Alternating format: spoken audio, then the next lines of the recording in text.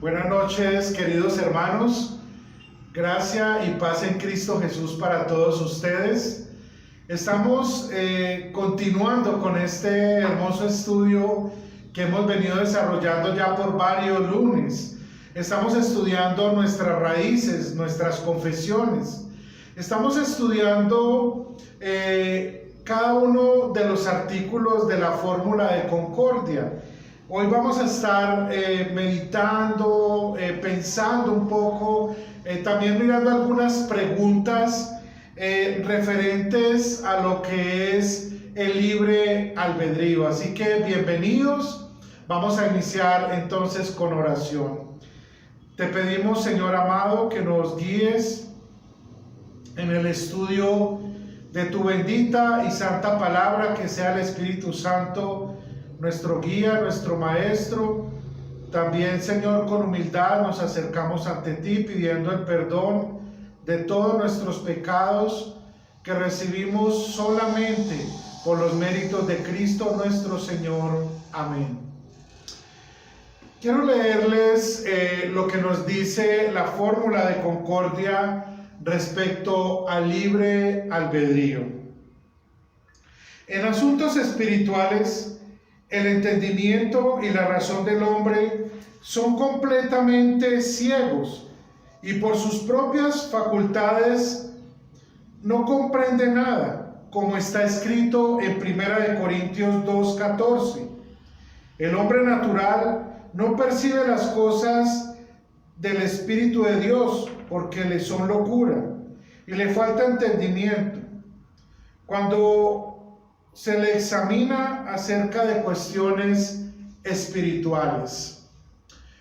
Lamentablemente, el sinergismo, como hablamos en la clase pasada, siempre ha tratado de inmiscuirse en los asuntos que tienen que ver con nuestra salvación. Y lo que la palabra de Dios nos quiere dejar claro siempre es que nuestra salvación y la conversión no es contribución de nuestras propias obras o capacidades humanas, sino como San Pablo bien nos ha enseñado en 1 Corintios 2:14, el hombre natural, en su condición natural, no puede percibir, ni recibir, ni aceptar por sus propias capacidades la gracia de Dios, que es algo externo que viene a él. Y este es el tema de estudio que hoy vamos a estar entonces dialogando con nuestro pastor Henry al respecto. Bienvenidos a esta clase de hoy. Buenas noches, hermano pastor, ¿cómo vamos? Muy bien, hermano, ¿cómo está usted? Bien, bien. Le agradezco que haya sacado el tiempo para enseñarnos un poco más sobre el libre albedrío y toda esta falsa doctrina sinergista que en verdad lleva a muchas personas al infierno. Y tengo unas preguntas para compartir, para que nos puedas ayudar y a todos los que estamos estudiando contigo.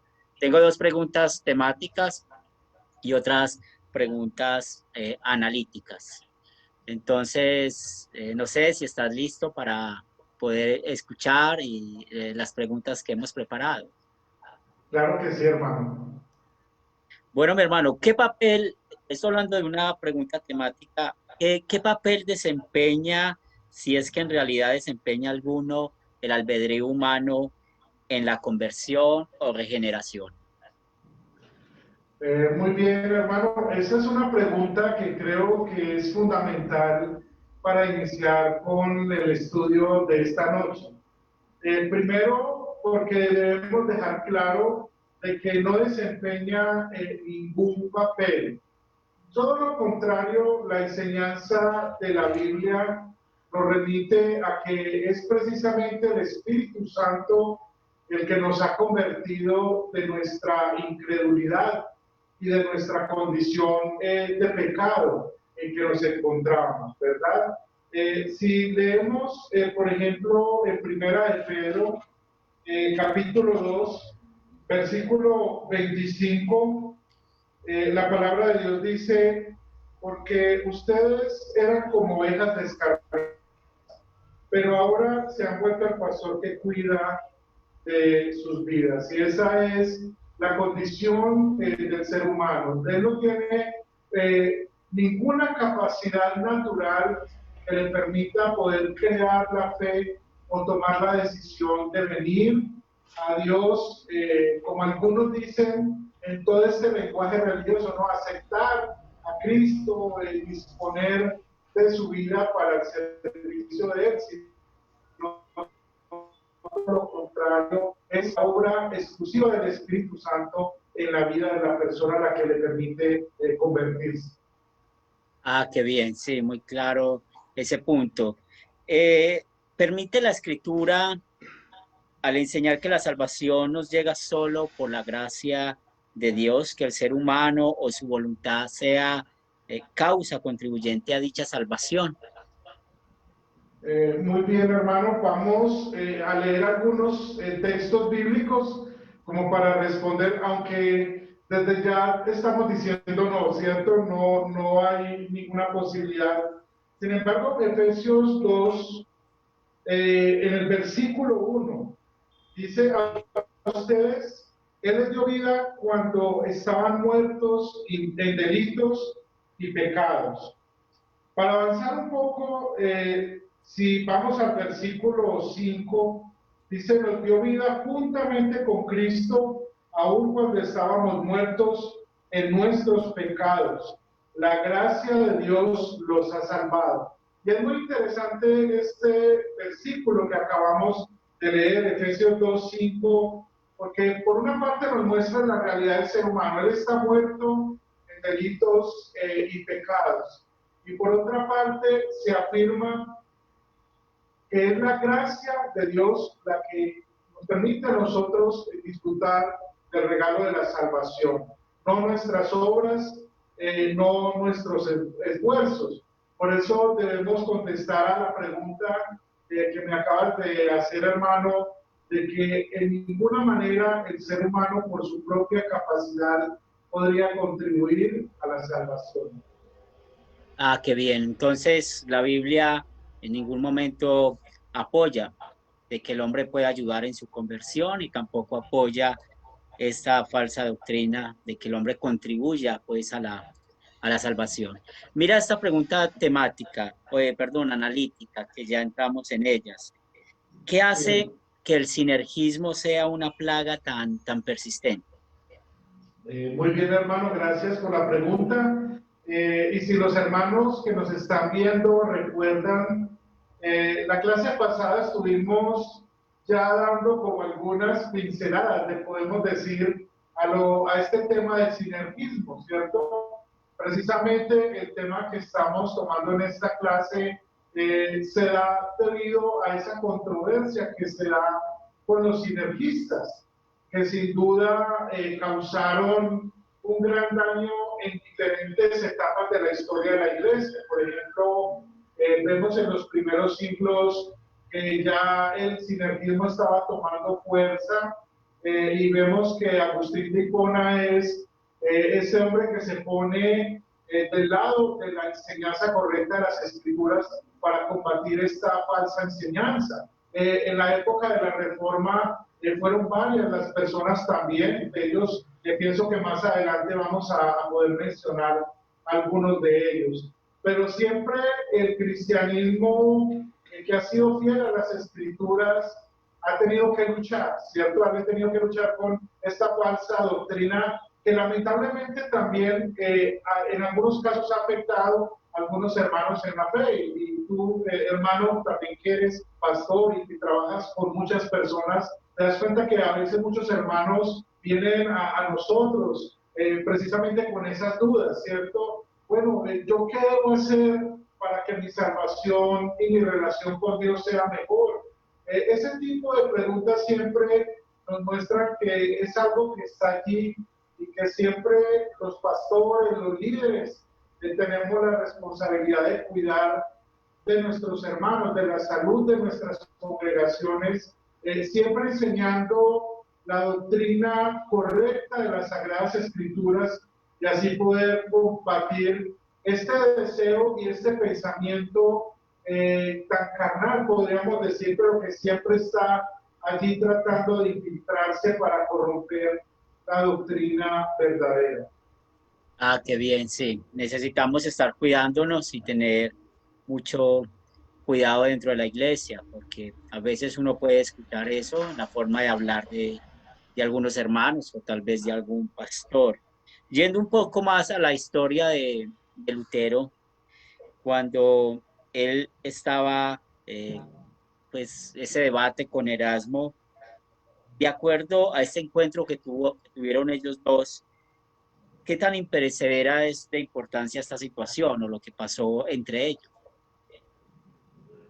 Claro que sí. Y sería bueno, pastor, que pues por lo menos al menos en un minutico podamos resumir un poco quién era Erasmo, ¿cierto? Erasmo fue un brillante humanista, y decimos brillante no porque lo estemos destacando, sino porque así, digamos, a nivel de la sociedad se ha visto.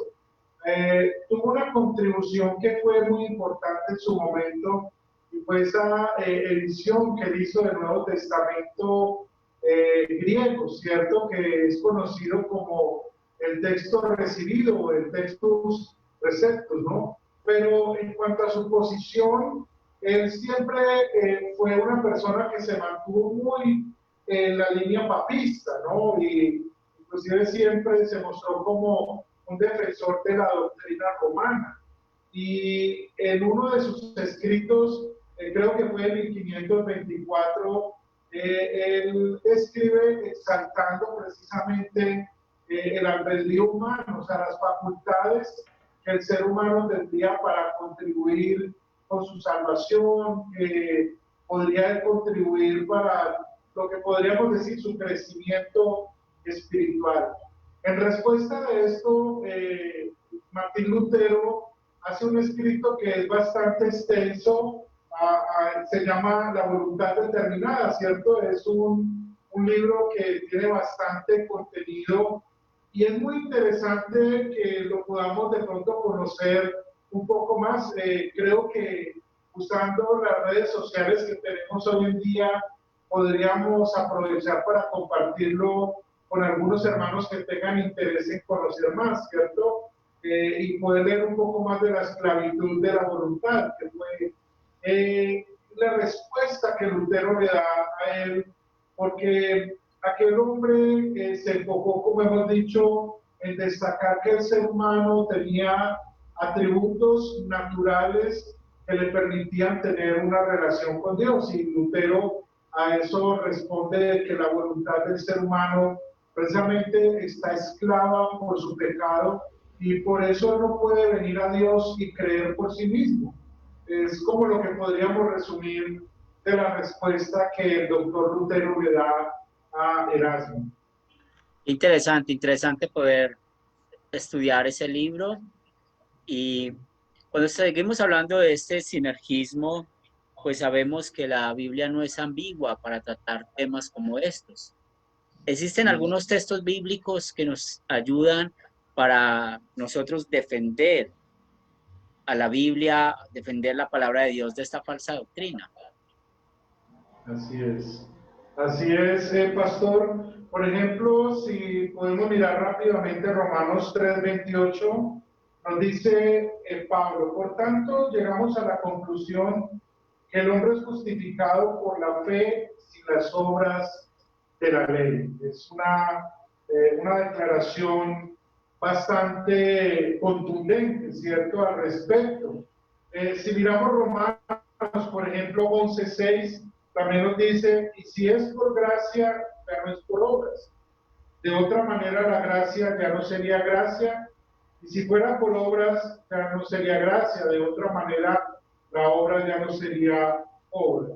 Y el texto que ya me había referido a él, de Efesios 2, podríamos mirar el versículo 1 hasta el 10, pero por causa del tiempo vamos a limitarnos solo del 8 al 10. Ciertamente la gracia de Dios nos ha salvado por medio de la fe. Esto no nació de ustedes, sino que es un don de Dios. No es el resultado de las obras para que nadie se gloríe, Nosotros somos hechura suya, hemos sido creados en Cristo Jesús para realizar buenas obras, las cuales Dios preparó de antemano para que viviésemos de acuerdo a ellas. El versículo 8 y 9 nos deja claro esto, ¿cierto? Ha sido la gracia de Dios, su amor, lo que nos ha permitido tener la salvación. Y Pablo reitera, no es el esfuerzo humano, no, el ser humano no ha contribuido ni con el 1, ni con el 10, ni con ningún porcentaje. Como el doctor Lutero también lo enseñaba, en este tema el hombre es totalmente pasivo, no tiene ninguna acción, porque sabemos de que antes de ser regenerados por el Señor, pues estábamos muertos en delitos y pecados. Y yo alguna vez les contaba la anécdota que tuve un diálogo con el pastor de un grupo religioso y aprovechando pues que había como una amistad con él, y no sé por qué llegamos al tema de hablar precisamente del libre albedrío y de la salvación, y él, cuando veíamos, yo le citaba algunos textos, él siempre se resistía y me decía, es que yo no puedo creer de que yo no tenga que hacer nada, y él decía, así sea el 0.1% tengo que hacer algo, ¿no? Y yo le decía, no, porque la escritura es clara en decirnos la verdad, que es la obra de Dios, que nosotros somos totalmente pasivos, pero me decía, no, es imposible. Y creo que eso es lo que lamentablemente el sinergismo ha traído, y que hoy también en todo esto de la falsa doctrina ha sembrado en muchas personas siempre el deseo natural de querer hacer algo, ¿cierto? No, yo necesito hacer algo, pero cuando abrimos las escrituras, ellas nos dan una luz tan clara y nos muestran la realidad de la gracia de Dios. De Dios muestra su amor para con nosotros en que, siendo pecadores, Cristo murió por nosotros. Qué bendición escuchar esos pasajes bíblicos y cómo nos da pues la seguridad de que nuestra fe sí concuerda con lo que dice la Biblia. Hablando de dificultades, ¿cuáles dificultades se inyectan en la disputa? Hablando de ese tema de la razón humana, ¿cierto? Cómo la razón humana siempre está batallando con ese tema del sinergismo. Sí, ese siempre va a ser como lo que algunos llamarían como el síndrome del propio raciocinio, ¿no? Entrar en esta disputa, como decía hace un momento atrás, de pensar de que no, yo debo hacer algo para obtener el favor de Dios. Y eso es lo que la razón humana siempre va a luchar. Lamentablemente, cuando se impone la razón, entonces puede el ser humano llegar a la conclusión, y por eso vemos que las falsas doctrinas siempre van a estar promoviendo esto, ¿cierto? Todo lo que sea racional, no, es que si haces esto vas a recibir aquello, y eso de alguna forma le genera satisfacción a ese hombre natural, y esto pues sabemos que es un peligro precisamente porque contradice todo lo que la Biblia nos enseña. Y esto es realmente una gran verdad que tenemos que considerar nosotros como cristianos. Pensando en personajes de la época de la Reforma como Melanchthon, tengo una pregunta frente a él. ¿Cómo usted nos puede explicar a nosotros esa tendencia de Melanchthon que tenía en vista con su buena relación que tenía con Lutero, pero vemos qué pasó con él, el sinergismo? Sí, pastor, yo reconozco que personalmente pues tuve como una experiencia en los años de seminario. En mis manos llegó un libro que todavía conservo de los primeros años de Melanchthon, sí, al lado de Lutero. Es un escrito dogmática donde pues vemos a un Melanchthon muy parecido a Lutero. defendiendo precisamente las tesis que el doctor Lutero defendió desde las Escrituras, defendiendo las grandes doctrinas bíblicas que todavía hoy los luteranos confesionales enseñamos. Pero a la medida que la historia va avanzando, uno se siente como un poco desilusionado porque comienza a ver que este hombre como que se va distanciando del pensamiento de Lutero. Lo que podríamos concluir en ese aspecto es que Melanchthon, mientras estuvo al lado de Lutero, como que Lutero lo controló, porque lamentablemente pues la conclusión a la que llegamos es que él siempre fue un sinergista. No fue que de un momento a otro se convenció de esto, sino que posiblemente por su formación, su experiencia, podríamos decir, siempre se había mantenido así, pero había sido controlado por Lutero. Y ya es, después de la muerte de Lutero, como ya hemos mencionado en las clases anteriores, que lo vemos abiertamente entrando como en polémica y de alguna manera oponiéndose a esos postulados doctrinales que precisamente están sustentados en las Sagradas Escrituras. Y ya él comienza a enseñar una falsa doctrina. Ah, sí, qué lástima que se haya desviado tanto Melanchthon. Cuando estamos hablando de ese tema del sinergismo, del libre albedrío, pues sabemos que Lutero fue muy bíblico en esto. Nosotros podemos defender ese punto de vista de Martín Lutero fuera de las escrituras. Por supuesto que no, ¿cierto? Las escrituras son la base de nuestra fe y el epítome, ¿no?, que hace en la clase pasada precisamente nos referimos a él, de la fórmula de concordia. En el punto 1 nos dice: creemos, enseñamos y confesamos que la única regla y norma según la cual debe valorarse y juzgarse todas las doctrinas, juntamente con quienes las enseñan, es exclusivamente las escrituras proféticas y apostólicas del Antiguo y del Nuevo Testamento. Y esa es la base precisamente que Lutero también toma para sí. Y es la escritura, la fuente, precisamente el que sostiene esta enseñanza, porque Lutero no la inventó o no la descubrió como algunos dicen, sino que precisamente la tomó de lo que la Biblia con claridad enseña. Qué bien, eso nos da más seguridad de que lo que creemos como luteranos siempre está de acuerdo a las escrituras. La pregunta que sigue tal vez es un poco con términos extraños, pero como sabemos que todo eso tiene que ver con la razón humana, nos dice la pregunta que cuando estamos hablando, si Lutero niega que el hombre exista en él una capacidad psíquica para definir al ser humano como tal. Sí, entonces, digamos que siguiendo la línea de lo que hemos venido estudiando en esta clase, podríamos decir que el hombre por naturaleza no es capaz de definirse a sí mismo, sino que él necesita algo externo, y para esto pues sabemos que es la gracia de Dios, ¿cierto? Algo que no es producto de sí mismo, sino que viene de una manera externa, que es Dios manifestando su amor para con él, para otorgarle el regalo de la salvación y de la vida eterna.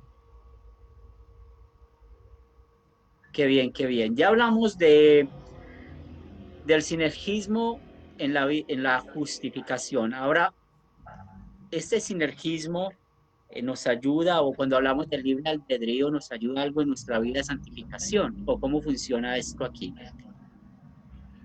Sí, porque, bueno, debemos dejar claro que la gracia de Dios es la que nos convierte. Por eso hemos sido salvos, no por nuestro esfuerzo, por nuestros méritos, por nuestras obras, sino que ha sido la gracia de Dios en nosotros. Y esto, entonces, produce lo que dice en 2 Corintios 5:17, de modo que si alguno en Cristo, que si alguno está en Cristo, nueva criatura de las cosas viejas pasaron y aquí todas son hechas nuevas. Entonces, en este sentido, el albedrío, así como también la mente y el corazón, se renuevan en una nueva vida, ¿cierto? Es como la conclusión que Pablo nos hace en 2 Corintios 5:17. De esta manera podemos ver allí la obra que el Espíritu Santo hace en la vida del creyente de su santificación. El albedrío, la mente y el corazón se mueven en una nueva vida, la vida que nos es dada por la gracia de Dios en Cristo Jesús. Y la última pregunta que tengo para este tema y en esta noche, entonces, ¿cuál fue la diferencia entre Lutero y Melanchthon?